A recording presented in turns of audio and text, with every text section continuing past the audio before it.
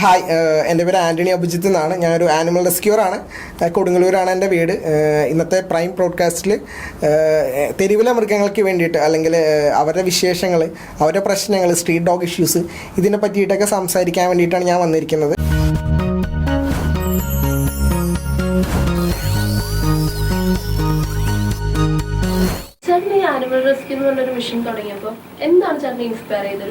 ഭൂരിഭാഗം റോഡ് ആക്സിഡൻസും കാര്യങ്ങളൊക്കെ ആയിരിക്കും. അതൊക്കെയാണെങ്കിൽ തീർച്ചയായിട്ടും എക്സ്റേ എടുക്കണം. എക്സ്റേ എടുക്കണമെങ്കിൽ ഗവൺമെന്റ് എന്ന് പറയുമ്പോൾ മണ്ണുത്തി അല്ലെങ്കിൽ തൃശ്ശൂർ, കൊക്കാല ഇവിടെ രണ്ടിടത്തേ നടക്കുകയുള്ളൂ. പക്ഷെ അവിടെയും കുറേ പരിമിതികളുണ്ട്. ഇപ്പം എൻ്റെ വീട്ടിൽ നിന്ന് ഏകദേശം 1.5-2 മണിക്കൂർ അടുത്തുണ്ട് ഈ മണ്ണുത്തി, കൊക്കാല. ഇപ്പം രാവിലെ ഈ 2 ഹോസ്പിറ്റലിലും 12 മണിക്ക് ടോക്കൺ കൊടുക്കലൊക്കെ അവസാനിപ്പിക്കും. മനസ്സിലായില്ലേ? അപ്പൊ എനിക്ക് രാവിലെ 11 മണിക്കായിരിക്കും ഒരു ആക്സിഡന്റ് കേസ് വിളിച്ചിരിക്കും, അത് 10 മണിക്കായിരിക്കും. അപ്പൊ ഇത്തരം കാര്യങ്ങൾ അപ്പം നേരെ ഞാൻ അവിടെ എത്തുമ്പോഴേക്കും ആ ഹോസ്പിറ്റലിന്റെ ആ ഒരു ടോക്കൺ ടൈം ഒക്കെ കഴിഞ്ഞു പോയിട്ടുണ്ടാവും. പിന്നെ ഇനിയിപ്പോ സപ്പോസ് കിട്ടിയാൽ തന്നെ ഈ നാളെയോ മറ്റന്നെയോ ഒന്നും അവിടെ സർജറി നടക്കാറില്ല. അവർക്ക് ഡേറ്റ് ഉണ്ടാവും, ഇത്ര ഡേ കഴിഞ്ഞിട്ട് ചെയ്യാം. കാരണം അതുവരെ ചിലപ്പോൾ അവർക്ക് വേറെ സർജറികളൊക്കെ കാണും. ഒരു റെസ്ക്യൂർ എന്ന രീതിയിൽ പെട്ടെന്ന് കാര്യങ്ങൾ ചെയ്തില്ലെങ്കിലേ ചിലപ്പോൾ ആനിമൽ മരിച്ചു. അപ്പോൾ അത്തരം സാഹചര്യങ്ങളിൽ നമുക്ക് പ്രൈവറ്റിലേക്ക് തന്നെ കൊണ്ടുപോകണം. അപ്പോൾ ഒരു ഗവൺമെന്റ് ഹോസ്പിറ്റലിൽ 4000 രൂപയ്ക്ക് ചെയ്യേണ്ട കാര്യങ്ങൾ പ്രൈവറ്റിലേക്ക് ചെല്ലുമ്പോൾ 25,000 എത്തും. അപ്പൊ എന്താ ഇപ്പൊ നിലവിൽ ഞാൻ സോഷ്യൽ മീഡിയയിൽ ഇൻസ്റ്റാഗ്രാമിൽ ആക്റ്റീവ് ആയതുകൊണ്ട് തന്നെ ആൾക്കാരോട് ഡൊണേറ്റ് ചെയ്യാൻ പറയും. പറ്റുമെങ്കിൽ ഡൊണേറ്റ് ചെയ്യാൻ പറയും. അതാ പറഞ്ഞേ. അപ്പോൾ ഇപ്പൊ ചില വീഡിയോസിന് റീച്ച് അത്യാവശ്യം ഉണ്ടെങ്കിൽ, ഇപ്പോൾ എനിക്ക് ഒരുപാട് പൈസയൊന്നും ഞാൻ ആവശ്യപ്പെടാറില്ല. ചില വീഡിയോസിൽ 10 രൂപ ഹെൽപ്പ് ചെയ്യാൻ പറ്റുമെന്ന് ചോദിക്കും. ചിലപ്പോൾ ഒരു 5 ലക്ഷം പേര് കണ്ടാൽ ആ വീഡിയോ, അതിൽ വളരെ ചുരുക്കം പേര് 10 രൂപ അയച്ചാൽ തന്നെ ആയി. പിന്നെ കുറച്ചുകൂടി ട്രാൻസ്പെറന്റ് ആയിരിക്കണം. പിന്നെ ഞാൻ ഇപ്പൊ കുറച്ച് നാളായിട്ട് ഞാൻ എന്തെങ്കിലും റെസ്ക്യൂ കേസ് ഉണ്ടെങ്കിൽ ഞാൻ ഡയറക്റ്റ് ഹോസ്പിറ്റലിന്റെ QR കോഡും കാര്യങ്ങളൊക്കെയാണ് ഞാൻ കൊടുക്കാം. എൻ്റെ നമ്പറിന് ഞാൻ എൻ്റെ കയ്യിൽ റെസ്ക്യൂ ചെയ്ത് ഞാൻ നോക്കുകയാണെങ്കിൽ എൻ്റെ QR കോഡ് ഞാൻ കൊടുക്കാറുണ്ട്. കാരണം അതിന്റെ എക്സ്പെൻസ് ഒക്കെ ഞാൻ തന്നെ നോക്കണ്ടേ. അല്ല ഹോസ്പിറ്റലിലാണ് ഫുള്ള് അഡ്മിറ്റ് ചെയ്ത് ട്രീറ്റ് ചെയ്യണമെങ്കിൽ ഞാൻ ഭൂരിഭാഗം കേസും ഹോസ്പിറ്റലിന്റെ നമ്പറും ഹോസ്പിറ്റലിന്റെ QR കോഡ് ആയിരിക്കും കൊടുക്കാം. അപ്പോൾ അവർക്ക് എന്തെങ്കിലും ആളുകൾക്ക് വിശ്വാസക്കുറവുണ്ടെങ്കിൽ വിളിച്ചു ചോദിക്കാം. അതുകൊണ്ട് ഹോസ്പിറ്റലിലോട്ട് ആയിക്കുള്ള ഡൊണേഷൻസ് ഒക്കെ ഇപ്പൊ നിലവിൽ വലിയ കുഴപ്പമില്ലാണ്ട് പോകുന്നുണ്ട്. പക്ഷെ ഇപ്പോഴും കടമൊക്കെ ഉണ്ട് കേട്ടോ. ഞാൻ പെരുമ്പാവൂർ കമ്പാനിയൻ ഹോസ്പിറ്റലിലാണ് കാണിക്കുന്നത്. ഒരു 1.5 ലക്ഷം രൂപ ഇപ്പോഴും ഞാൻ അവിടെ കൊടുക്കാനുണ്ട്. അല്ല, ഈ ഒരു വലിയ പ്രശ്നമായിട്ട് പറഞ്ഞല്ല. നമ്മൾ പേഴ്സണൽ ആയിട്ടുള്ള ഫണ്ടിൽ നിന്നായിരിക്കും എടുത്ത് കൊടുക്കുക. അല്ലെങ്കിൽ ആ ഹോസ്പിറ്റലിൽ ഇപ്പൊ എനിക്ക് എന്താ പറയാ ഭയങ്കരമായിട്ട് ശാഠ്യം പിടിക്കുന്നൊന്നുമില്ല ഇപ്പോൾ ഫണ്ട് വേണമെന്ന്. പക്ഷെ നമ്മൾ കൃത്യമായിട്ട് രീതിയിൽ പൈസ കൊടുത്തു പോകുന്നതുകൊണ്ട് വലിയ പ്രശ്നമൊന്നുമില്ല. സാലറി കിട്ടിക്കഴിഞ്ഞാലും നമ്മുടെ കയ്യിൽ നിന്ന് ഒരുപാട് പൈസ പോകും. അതൊരു ബുദ്ധിമുട്ടായിട്ട് തോന്നിയിട്ടില്ല. അല്ല, എനിക്ക് ബുദ്ധിമുട്ടെന്ന് പറയാനായിട്ട് അങ്ങനെ ഭയങ്കര ബുദ്ധിമുട്ടായിട്ടൊന്നും തോന്നിയിട്ടില്ല. ഇല്ല എങ്ങനെയെങ്കിലും പോയിക്കോളും. ഓക്കെ. അപ്പോൾ ഈ പെറ്റ്സിനെ വാങ്ങി വളർത്തുന്നവര് കൊണ്ടുപോയി കളയുന്ന ഒരു സംഭവം ഇപ്പൊ കണ്ടുവരുന്നുണ്ട്. അപ്പോൾ അങ്ങനെയുള്ള കാര്യങ്ങളോട് എങ്ങനെയാ റിയാക്ട് ചെയ്യുന്നത്? പെറ്റ്സിനെ കൊണ്ടുപോയി കളയുന്ന കാര്യം ഇപ്പൊ തന്നെ അല്ല, ഇപ്പോഴാണ് അറിഞ്ഞു തുടങ്ങിയത്. പണ്ട് ഈ സംഭവം ഉണ്ട്, ഇപ്പോഴാണ് കുറച്ചുകൂടെ അത് പുറത്ത് വരാൻ തുടങ്ങിയെന്ന് തോന്നുന്നു. പണ്ട് കളഞ്ഞതിന്റെ ഒരു ആഫ്റ്റർ എഫക്റ്റ് ആണ് ഇതിന്റെ എണ്ണം വരിക എന്നുള്ള കാര്യം. സത്യം പറഞ്ഞാൽ മെയിൻ ആയിട്ട് പറയാനുള്ളത് പറ്റില്ലെങ്കിൽ ഒരു വലിയ റെസ്പോൺസിബിലിറ്റിയാണ്. ഞാൻ എല്ലായിടത്തും പറയുന്ന കാര്യമാണ്. ഒരു ഡോഗ് എന്ന് പറയുന്ന ഒരു മിനിമം, ഒരു നാടൻ പട്ടിയൊക്കെ ആണെങ്കിൽ ഒരു 15 കൊല്ലം 14 കൊല്ലം ഒക്കെ ഏറ്റവും മിനിമം അവർ ജീവിക്കും. ഈ 14 വർഷം മുന്നിൽ കണ്ടിട്ട് വേണം വളർത്തുക എന്നുള്ള ഡിസിഷൻ എടുക്കാനായിട്ട്. അപ്പോഴും 14 കൊല്ലത്തേക്കുള്ള ആകെ എക്സ്പെൻസ്, ഒരു ചങ്ങലയ്ക്കുള്ള കാശും ഒരു ബെൽറ്റിനുള്ള കാശും എന്നുള്ള രീതിയിൽ എടുക്കുകയാണെങ്കിൽ തന്നെ തെറ്റാണ്. മനസ്സിലായില്ലേ? എല്ലാവരും വിചാരം ഒരു ചങ്ങലയും ഒരു ബെൽറ്റും ഉണ്ടെങ്കിൽ പട്ടിയെ വളർത്താം, അതാണ് ലക്ഷറി എന്നാണ്. സത്യം പറഞ്ഞത് ആനിമൽ ക്രൂവൽറ്റിയാണ്. നമ്മൾ പട്ടിയെ വളർത്തണമെങ്കിൽ അതിന് ഫ്രീഡം വേണം. ഭക്ഷണം, എൻ്റെ പട്ടിക്ക് ഞാൻ ഭക്ഷണം കൊടുക്കും, 4 നേരം ഞാൻ ബിരിയാണി കൊടുക്കുന്നുണ്ട്. പക്ഷെ പട്ടി കൂടിനകത്താണ്. അതിലൊരു സ്നേഹം ഞാൻ ഇതുവരെ കണ്ടിട്ടില്ല, കാണാൻ സാധിക്കത്തില്ല. സോ തീർച്ചയായിട്ടും ഫ്രീഡം, ഭക്ഷണം, മെഡിസിൻ, ഇത്തരം കാര്യങ്ങൾ ഈ മരിക്കുന്നവരെ കൃത്യമായിട്ട് ചെയ്യാൻ പറ്റുമെങ്കിൽ മാത്രം പട്ടിയെ വളർത്താം.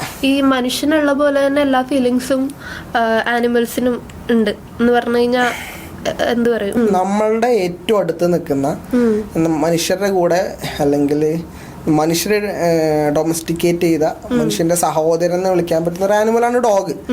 അവർക്ക് ഇമോഷൻസ് ഉണ്ട്. ഓക്കെ. നമ്മൾ കേട്ടിട്ടുണ്ടാവും, ചിലപ്പോൾ നമ്മൾ ഒരു സ്ഥലം മാറി കഴിഞ്ഞാൽ അവർ ഭക്ഷണം കഴിക്കില്ല, മൂഡ് സ്വിങ്സ് അവർക്ക് വരും. നമ്മളൊന്ന് പിണങ്ങി കഴിഞ്ഞാൽ ചിലപ്പോൾ അവരും പിണങ്ങിയിരിക്കും. പിന്നെ അതുപോലെ തന്നെ ഇപ്പൊ കൊണ്ടുപോയി കളഞ്ഞാലും തിരിച്ചു വരുന്ന ഭയങ്കര ലോലായിട്ടുള്ള അനിമൽ അല്ലേ, കൊണ്ട് കളഞ്ഞാൽ അവർ തിരിച്ചു വരും.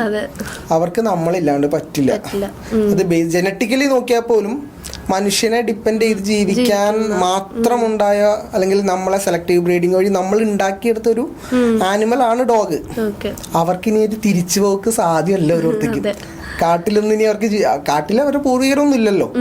സോ മനുഷ്യരെ ഡിപ്പെൻഡ് ചെയ്ത് മാത്രമേ അവർക്ക് ഇപ്പോഴും പറ്റുള്ളൂ. പക്ഷെ മനുഷ്യർക്ക് ഇപ്പൊ അവരെ വേണ്ട. ഈ സ്ട്രീറ്റ് ഡോഗ്സിന്റെ ഒക്കെ ഇഷ്യൂസ് നല്ല പോലെ കൂടി വരിക. എന്താ പറയാ, സ്ട്രീറ്റ് ഡോഗ്സിനെയൊക്കെ അടിച്ചു കൊല്ലുക. അപ്പൊ അതിന് 2 കാറ്റഗറി ആളുകളുണ്ട്. അത് സപ്പോർട്ട് ചെയ്യുന്ന ആളുകളുണ്ട്, അതിന് സേവ് ചെയ്യണം എന്ന് പറയുന്ന ആളുകളുണ്ട്. അപ്പോൾ ചേട്ടൻ അതിനോട് എങ്ങനെ റിയാക്ട് ചെയ്യുന്നത്? ഇപ്പൊ ഞാൻ ആദ്യം തന്നെ അടിച്ചു കൊല്ലണം എന്ന് പറയുന്നവരുടെ പോയിന്റ് ഓഫ് വ്യൂവിൽ നിന്ന് സംസാരിക്കാം. നിങ്ങൾ പറയാണ് നിങ്ങളുടെ സൊല്യൂഷൻ ഞാൻ അടിച്ചു കൊല്ലുക എന്നാണെന്ന് ചോദിക്കാം. അപ്പോൾ ഒരു ദിവസം കേരളത്തിലെ സ്ട്രീറ്റ് ഡോഗ്സിനെ മുഴുവനും അടിച്ചു കൊന്നു. അത് ഐഡിയൽ സിറ്റുവേഷൻ ആണ്. അങ്ങനെ ചെയ്തു എന്ന് വിചാരിക്കുക. ടു ബി ഫ്രാങ്ക്, ഒരിക്കലും അടുത്ത ഒരാഴ്ചക്കുള്ളിൽ നിങ്ങൾക്ക് തെരുവ് നായനെ കാണാൻ പറ്റില്ല എന്ന് പറയാൻ പറ്റില്ല. ഉറപ്പായിട്ടും സ്ട്രീറ്റ് ഡോഗ് ഉണ്ടാവും. അല്ലെങ്കിൽ അടുത്ത ആഴ്ച ഉണ്ടെങ്കിൽ അടുത്ത മാസം, അത് അടുത്ത കൊല്ലം കൊണ്ട് എണ്ണം കൂടിക്കൂടി വരും. ഇതൊരിക്കലും ആകാശത്ത് നിന്ന് പൊട്ടി മുളച്ച് ഉണ്ടാവുന്നതല്ല. ഇപ്പോൾ അതില് ഇപ്പോൾ എന്തായാലും പെറ്റ് പെരുകുന്നില്ല എന്നൊരു സാഹചര്യം നമ്മൾ ഒഴിവാക്കി, കൊന്നു കളഞ്ഞു, ഇനി ഇല്ലല്ലോ. പിന്നെ ഇത് എവിടെ നിന്ന് വരുന്നു? ആ ക്വസ്റ്റ്യൻ ആണ് അവിടെ ഇമ്പോർട്ടന്റ്. അബാൻഡനിങ്, നായകളെ വളർത്തിയിട്ട് ഉപേക്ഷിക്കുക. നമ്മൾ കഷ്ടപ്പെട്ട് നമ്മൾ വലിയ റെസ്പോൺസിബിളായിട്ട് ഏറ്റെടുത്ത് വളർത്തിയിട്ട് പല കാരണങ്ങളുണ്ട്. അസുഖങ്ങൾ വരുമ്പോൾ, കൊര കൂടി എന്ന് പറയുമ്പോൾ, ഈ കുറച്ച് നാൾ ഒരു 5 കൊല്ലം ഒരു വീട്ടിൽ നിന്ന് മറ്റൊരു വീട്ടിലേക്ക് വാടകയ്ക്ക് താമസം മാറുമ്പോൾ അവിടെ ചിലപ്പോൾ അതിൻ്റെ ഹൗസ് ഓണർ സമ്മതിക്കില്ല, വേറെ ഓപ്ഷൻ ഇല്ല, ഡോഗിനെ ഉപേക്ഷിച്ച് കളയുന്നു.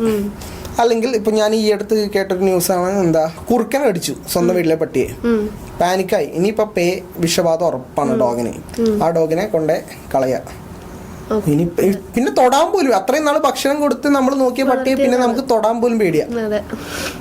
ഇതൊന്നും ചെയ്യില്ല. അപ്പോൾ പല കാരണങ്ങൾ കൊണ്ട് ഡോഗ്സിനെ അബാൻഡൻ ചെയ്യും. ഇപ്പൊ കുറെ ബ്രീഡേഴ്സ് ഉണ്ട്, നന്നായിട്ട് ബ്രീഡിങ് ചെയ്യുന്നവരും ഉണ്ട്, പക്ഷെ ഒരുപാട് പേരും ഇല്ലീഗൽ ബ്രീഡേഴ്സാണ്. നമ്മുടെ നാട്ടിലെ പട്ടിയെ ബ്രീഡ് ചെയ്ത് കുഞ്ഞുങ്ങളെ കൊടുക്കുന്ന ഭൂരിഭാഗം പേർക്ക് ലൈസൻസ് ഇല്ല. അപ്പോ ബ്രീഡ് ചെയ്യും, ഒരു പ്രായം കഴിഞ്ഞാൽ പിന്നെ ഇവരെ കൊണ്ട് ഉപയോഗമില്ല. പ്രസവിക്കാനും ഒരു സമയമുണ്ടല്ലോ, അത് കഴിഞ്ഞ് കഴിഞ്ഞാൽ പിന്നെ അവർക്ക് പ്രസവിക്കാൻ പറ്റില്ല, മീറ്റ് ചെയ്യാൻ പറ്റില്ല. പിന്നെ അവരെ എക്സ്ട്രാ വളർത്തി വലുതാക്കുക എന്ന് പറയുന്നത് പൈസ മാത്രം നോക്കുന്നവർക്ക് ഒരു അധിക ചെലവാണ്. സോ അവരെ കൊണ്ടുപോയിട്ട് കളയാ. ഒരുപാട് ഇപ്പൊ എന്റെ അടുത്ത് തന്നെ ഒരുപാട് ലാബ്രഡോസ് ഉണ്ട്, ജർമൻ ഷെപ്പേർഡ് ഉണ്ട്, ഡോബർമാനെ കിട്ടിയിട്ടുണ്ട്, പിറ്റ്ബുളിനെ കിട്ടിയിട്ടുണ്ട്, അത്യാവശ്യം സെന്റ് ബെർണാർഡിനെ കിട്ടിയിട്ടുണ്ട്. അപ്പോൾ ഒട്ടുമിക്ക ബ്രീഡിനെ എനിക്ക് കിട്ടിയിട്ടുണ്ട്. ഞാൻ കൊടുങ്ങല്ലൂർ എന്ന് പറയുന്ന ഒരു ചെറിയ ഏരിയയിൽ താമസിക്കുന്ന ആളാ. വളരെ ചെറിയ കൂട്ടം ആളുകൾക്ക് മാത്രമേ എന്നെ അറിയത്തുള്ളൂ. അപ്പൊ ഇത്രയും ചെറിയൊരു ഏരിയയിൽ നിന്ന് എനിക്ക് ഇത്രയും ഡോഗ്സിനെ കിട്ടിയിട്ടുണ്ടെങ്കിൽ ടോട്ടലി കേരളത്തിൽ എത്ര എണ്ണത്തിനെ അബാൻഡൻ ചെയ്യുന്നുണ്ടാവും ബ്രീഡ് ഡോഗ്സിനെ. ബ്രീഡ് ഡോഗ്സിനെ ഇത്രയും കളയുന്നുണ്ടെങ്കിൽ എത്ര നാടൻ പട്ടികളെ കളയുന്നുണ്ടാവും. അപ്പൊ ഇത്രയധികം ആനിമൽസിനെ ഒരു ദിവസം കളയുന്നുണ്ട്. ഈ ഡോഗ്സ് തീർച്ചയായിട്ടും പെറ്റ് വരും ഇല്ലേ? ഈ ഡോഗ്സ് ഞാൻ പറയാം, കേരളത്തിൽ ഇപ്പോൾ ഒരു 100 ഡോഗ്സിനെ എടുത്തു കഴിഞ്ഞാൽ 95 ഡോഗ്സിനും കൃത്യമായിട്ടുള്ള വാക്സിനേഷൻ ഉണ്ടാവില്ല, കൃത്യമായിട്ടുള്ള ലൈസൻസ് ഉണ്ടാവില്ല. കുഞ്ഞായിട്ടിരിക്കുമ്പോൾ ആ കൗതുകത്തിന്റെ പുറത്ത് വാങ്ങിക്കും, നേരെ ആശുപത്രി കൊണ്ടുപോകും, വാക്സിൻ എടുക്കും. അടുത്ത കൊല്ലം ഇത് പറ്റില്ല, പിന്നത്തെ കൊല്ലം ഒട്ടും പറ്റില്ല.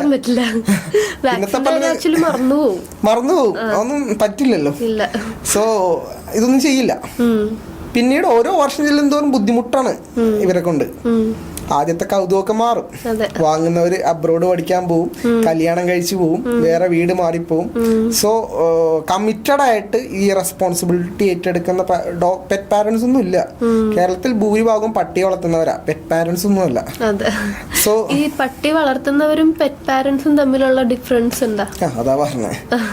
അതാ നേരത്തെ ഞാൻ പറഞ്ഞ ഒരു ചങ്ങലയും ഒരു ബെൽറ്റും ഉണ്ടെങ്കിൽ പട്ടിയെ വളർത്താന്ന് ചിന്തിക്കുന്നവരാണ് ഈ പട്ടി വളർത്തുന്നവരെന്ന് ഞാൻ ഉദ്ദേശിക്കുന്നത്. അല്ലാണ്ട് ഇവരും നമ്മുടെ ഫാമിലിയിലെ ഒരു മെമ്പറാണ്. ഇവർക്ക് നമ്മളെ പോലെ ഫ്രീഡം വേണം, ഫുഡ് വേണം, മെഡിസിൻ വേണം, അറ്റൻഷൻ വേണം, സ്നേഹം വേണം. അവര് ഒരു നമ്മുടെ മക്കളെ നോക്കുന്ന പോലെ നമ്മൾ നോക്കണം.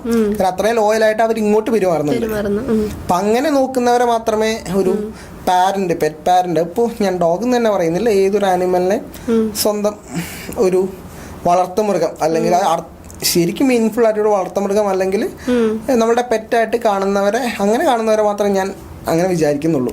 അതല്ലാണ്ട് എൻ്റെ വീട്ടിൽ ഞാൻ ഒരു പട്ടിയെ വളർത്തുന്നുണ്ട്, അത് കൂട്ടിൽ കിടക്കുന്നു, ഞാൻ എന്തെങ്കിലും കൊണ്ടുപോയി കൊടുക്കുന്നു, രാത്രിയാകുമ്പോൾ ഞാൻ അഴിച്ചു വിടുന്നു, അതെവിടെ പോകുന്നു എന്ന് എനിക്കറിയില്ല, വാക്സിൻ ഞാൻ എടുക്കുന്നില്ല. അങ്ങനെയുള്ളവർ പട്ടിയെ വളർത്തുന്നവരാണ്.